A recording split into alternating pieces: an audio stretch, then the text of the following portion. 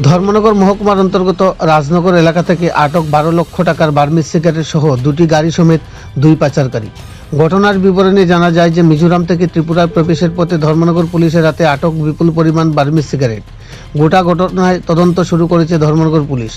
জানা গেছে বুধবার রাত্রে আনুমানিক 11:30 নাগাদ উত্তর জেলার অতিরিক্ত পুলিশ সুপার জেরেমিয়া ডার্লং গোপন সংবাদের ভিত্তিতে দলবল নিয়ে TR-05G 0363 নম্বরের একটি মারুতি ইকো গাড়ির পিছু ধাওয়া করেন। পুলিশি ধাওয়া খেয়ে দ্রুতগতিতে ছুটতে গিয়ে রাজনগর এলাকায় ইকো গাড়িটি দুর্ঘটনার কবলে পড়ে। সুযোগ বুঝে চালক পালিয়ে গেলেও ততক্ষণে পুলিশ ঘটনাস্থলে পৌঁছে গাড়িটি উদ্ধার করে তল্লাশি চালিয়ে গাড়ির ভেতর থেকে 40 কার্টন অবৈধ বার্মিজ সিগারেট উদ্ধার করে। গাড়িটি ঊনকুড়ি জেলার কৈলাসহর অভিমুখী ছিল।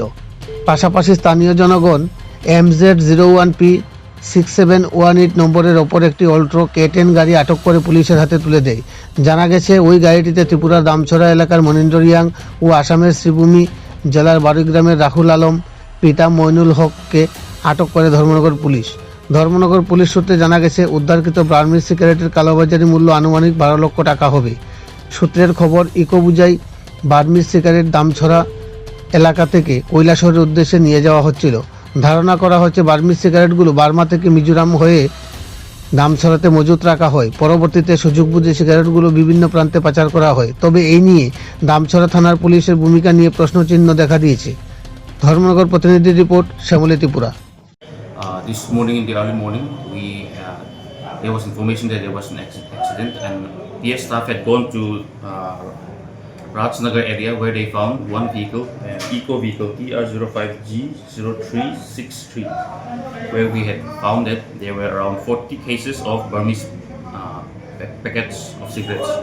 The 40 cases, some of the cases have been opened, some of the packages were opened, and regarding this incident, there was also another vehicle was detained. This is an MZ01P 6718, and two persons were detained on suspicion, though it has not been established whether they are involved or not, but it is being questioned. And the actual driver of the eco vehicle had escaped because after the accident he had escaped. So there is no. The vehicle was taken to PS. Now we have inquiries going on whether the involvement is there between the two persons who have been detained. Thank you. Sir মালগুলো কি custom কে handover করবে? মালগুলো কি custom কে handover করবে? We'll see. You have to find out the port first. তো আমাদের কাছে খবর আছে স্যার 45 কার্টন ছিল মাল সিগারেট।